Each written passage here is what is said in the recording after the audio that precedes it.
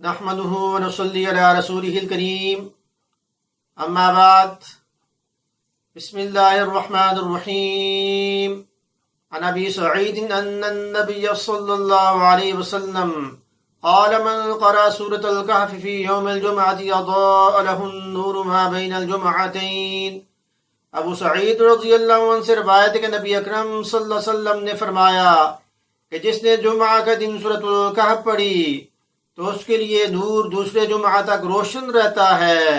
مشکات شریف حدیث نمبر 2813 میں اس کو روایت کیا گیا ہے، یعنی جس نے جمعہ کا دن سورۃ الکہف پڑھ لی تو پھر وہ اللہ کی طرف سے دوسرے جمعہ تک روحانی انوار و برکات میں رہتا ہے۔